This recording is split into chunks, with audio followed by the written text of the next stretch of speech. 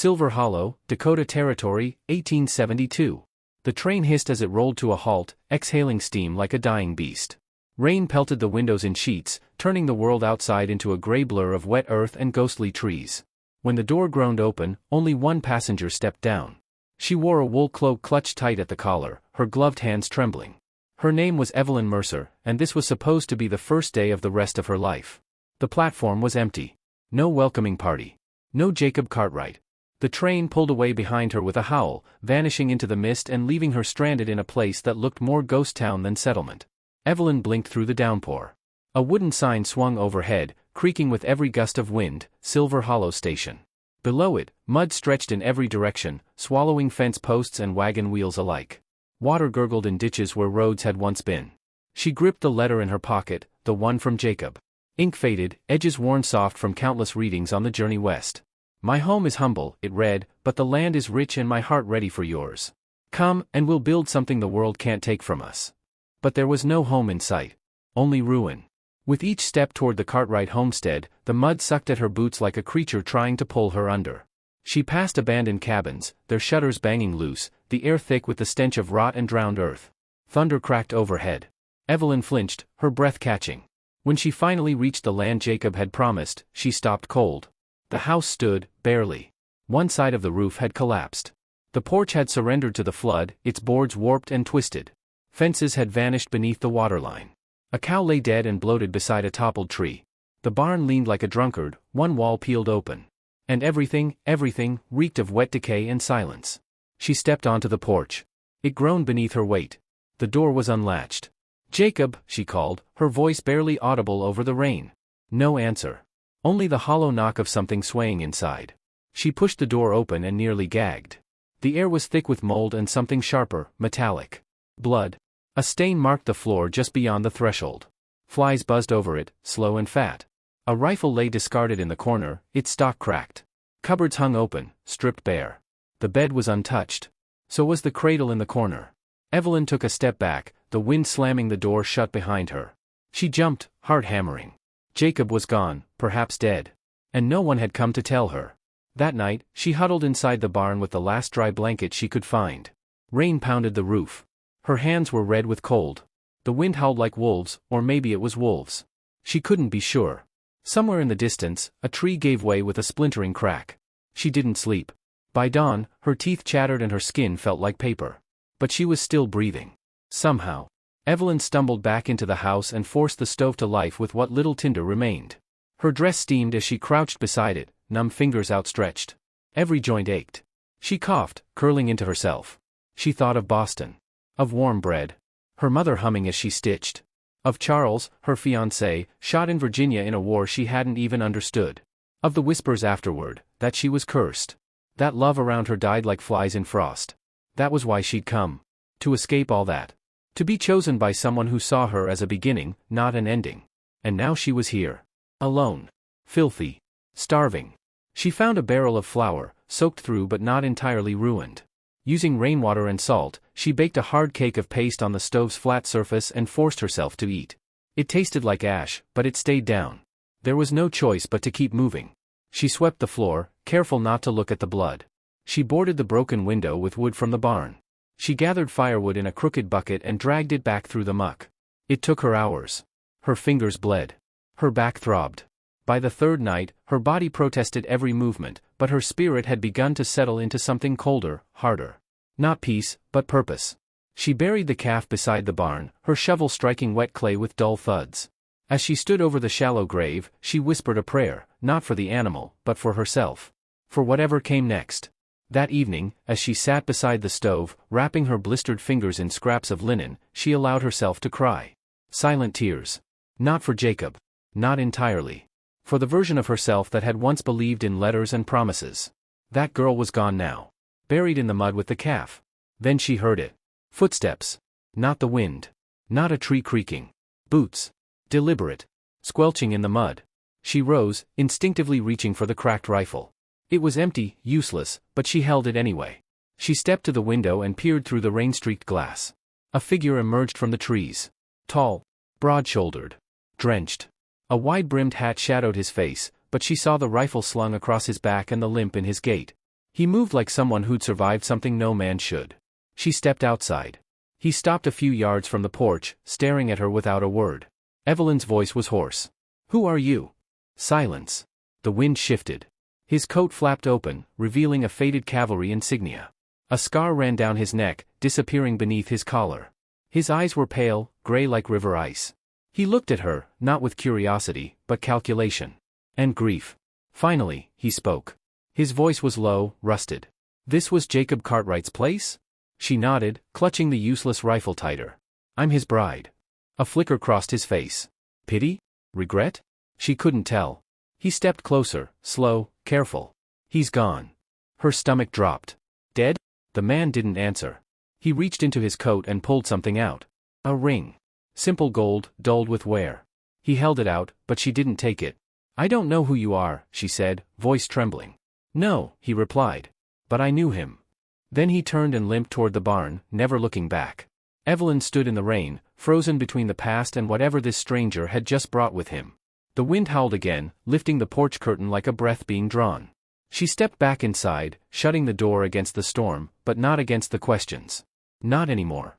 Morning brought no warmth, only mist clinging to the sodden earth and a silence that pressed against Evelyn's chest like a weight. She hadn't slept. The stranger had taken the barn.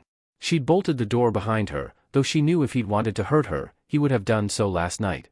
Still, the presence of a man, wounded, armed, and grim, was as unsettling as the storm that never seemed to end.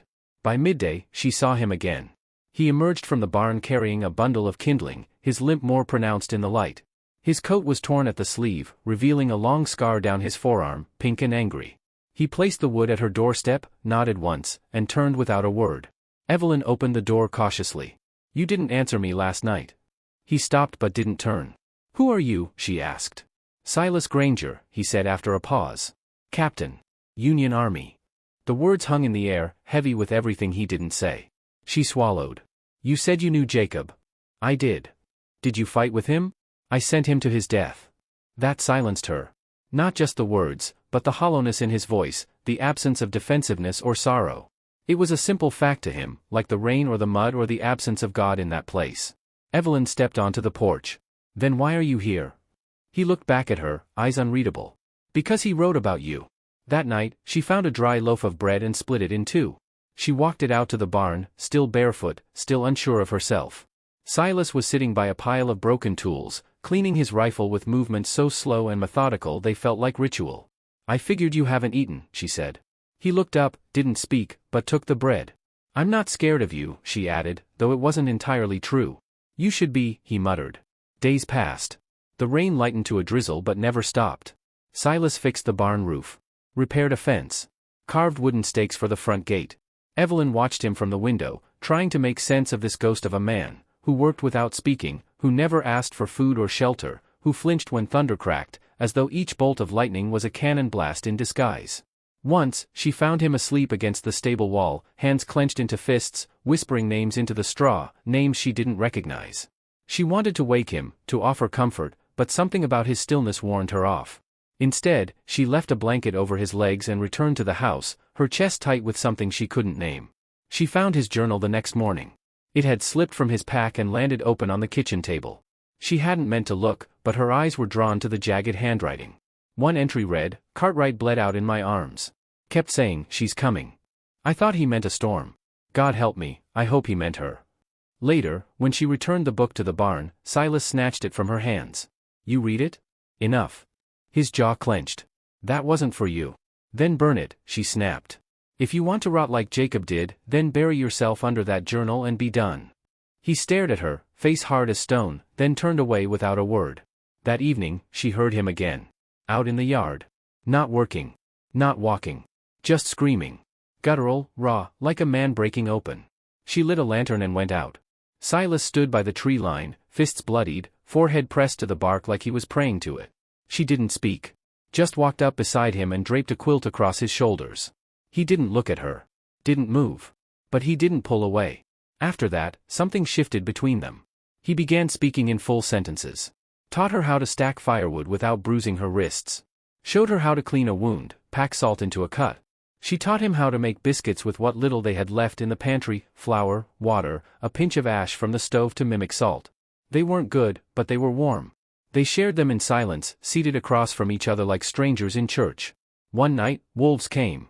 She heard them first, low growls beyond the barn. Silas grabbed his rifle and rushed outside. She followed, lantern in hand, heart slamming against her ribs. The pack was circling what remained of the livestock, just one trembling mule in a corner pen. Silas fired once. A blur of gray fell. The rest scattered. He lowered the gun, breathing hard. Evelyn reached his side, holding the lantern aloft. The glow caught his face, mud-speckled, eyes wild. "You could have been killed," she said. "I've already been." He turned and walked away. She didn't sleep again that night. Not from fear, but from knowing now that the man outside wasn't a stranger anymore. He was wreckage, same as her. At dawn, he handed her the rifle. "You'll need to learn," he said.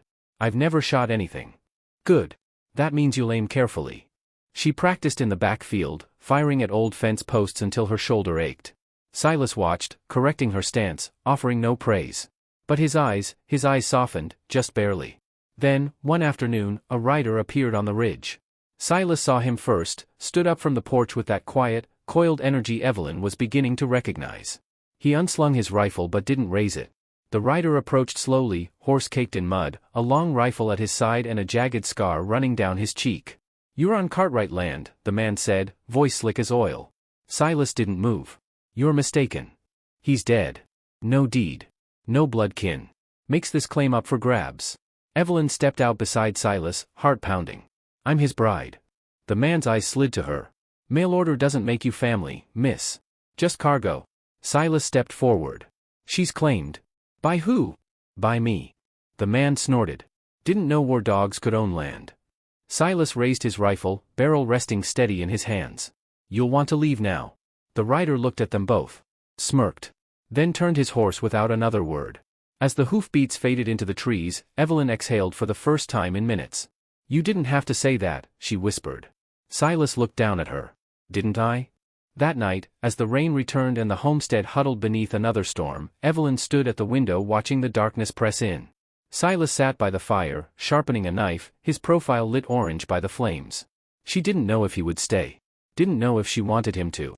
But for the first time since stepping off that train, she no longer felt entirely alone. Outside, the wind howled. And somewhere beyond the ridge, another kind of storm was gathering. The first shot cracked just past dawn. Evelyn was hauling water from the creek when the report echoed across the valley. She froze, sloshing pail in hand, heart galloping. It wasn't thunder. Thunder didn't echo like judgment. Another shot, closer this time. She dropped the pail and ran, skirts catching in bramble, boots splashing through last night's rain. The air felt charged, like it had swallowed all the breath in the world. As she neared the house, she saw Silas crouched behind the root cellar wall, rifle drawn, eyes scanning the ridge. He motioned her down with one hand. She ducked beside him, panting. "They came back," she whispered. "More than one this time," he said, voice steady. "3. Maybe 4. She couldn't stop shaking. "Get inside. Bar the door. Take the rifle. Don't open it unless it's me. I'm not leaving you. Evelyn." His eyes met hers, fierce, calm. "Please." She ran for the house, ducking low. Another crack split the air. Wood splintered near the porch rail. She threw herself behind the door, bolted it, then dropped to her knees, fumbling with the rifle Silas had taught her to load. Her fingers were slick with sweat. She wiped them on her skirt, forced calm into her breath. Outside, gunfire danced in stuttering bursts. She crawled to the window, just high enough to see Silas dart from one tree to another. A shadow moved near the barn. Then another. Men with long coats and wide hats. Raiders. Claim jumpers. One raised a torch and flung it onto the barn roof. Flames licked upward fast, too fast. The straw inside caught like dry tinder. The horses screamed. Evelyn screamed too. She yanked open the back door and sprinted for the well, grabbed the bucket, heaved water into the wind, useless. Silas spotted her. "Back inside," he roared. A bullet struck the dirt near her feet. She stumbled, dove behind the trough. Then everything blurred. A raider charged from the side, wild-eyed, revolver drawn. Evelyn scrambled up just as he reached her. He grabbed her wrist. She screamed and brought the rifle up like a club, smashing it across his face. He reeled. She hit him again. He collapsed into the mud, groaning. Behind her, another figure appeared, gun raised. A shot rang out. The man dropped. Blood soaked the front of his coat. Silas lowered his smoking rifle, breathing hard. They locked eyes. She nodded once, dazed, shaken, but alive. By the time the sun fully rose, the barn was lost. The roof caved in, animals gone, flames hissing in the drizzle. 2 of the raiders lay dead. The others had fled into the trees, leaving behind muddy prints and blood. Silas slumped to one knee, clutching his side. She was at his side in seconds. Where? Rib, he gasped. Went clean through. Lie still. She dragged him into the house. Tore at her apron, pressed it to the wound. He groaned, face pale, teeth grit. She boiled water, packed the hole with whiskey-soaked linen, sewed him up with thread meant for mending coats. He didn't cry out once. Afterward, she sat beside him on the floor, soaked in blood, hands trembling. He reached up, barely, and touched her face. You fight like hell, he whispered. She gave a breathless laugh. I had a good teacher. They didn't speak again until dusk. Silas lay on the cot, weak but breathing. Evelyn dozed beside him, boots still on, rifle across her lap. Jacob never told me you were coming, Silas said suddenly, voice rough. She opened her eyes. I don't think he had time. Silas stared at the ceiling. We were pinned down near Coldwater Creek. Ambush. We held for 3 days. Jacob talked about you like you were already his wife. Like he'd already earned you. She looked away. He hadn't. No. Silence again. Rain tapped gently at the window. I read your journal, she said softly. The things you saw. The things you did. He didn't flinch. It's all true. I believe you. I'm not proud of any of it. Neither am I, she said. Of running. Of waiting for a letter instead of fighting back when they told me I was cursed. He turned his head toward her. You're not cursed. She smiled faintly. Neither are you. He closed his eyes. For the first time since she'd met him, his face softened, lines of pain and memory easing. A week passed. Then too. They rebuilt what they could. The barn was gone for good, but the fence held. They planted hardy wintergreens in the soft earth. Traded with a nearby Lakota woman for eggs and salt. Evelyn stitched new shirts from grain sacks. Silas cut new beams for the porch. They didn't speak of love. Not directly. But it lived in the small things, a cup of coffee left warm near the stove. A bandaged finger. A coat mended in the night. Trust didn't grow from declarations, it bloomed from wounds tended and silences shared. One morning, Silas limped out to the ridge and stood there a long time. Evelyn joined him. Where will you go? She asked. He didn't answer right away. Maybe nowhere, he said. Maybe here. She looked at him, the scarred soldier, the man who had taken nothing from her and yet helped her rebuild everything. I could use another pair of hands, she said. He gave her a look, quiet, steady. You'd have me stay? You already have, she whispered. They stood there as the mist rolled through the trees, the past receding like storm clouds behind them. They were not healed. Not whole. But they were no longer alone. And sometimes, that was enough. Out on the road, the tracks of the raiders faded beneath new rain. And behind them, the land, Jacob's land, grew still again. Its roots sank deeper. Its claim renewed. This time, not by law or letter. But by blood. And redemption. If stories like this stir something in you, resilience, love after loss, the quiet strength found in struggle, then don't let it end here. Like, comment, and subscribe for more tales from the forgotten corners of the frontier. Share your thoughts below. Who are the real survivors in a land that takes so much? We'll be waiting with another story soon. Until then, keep the fire burning.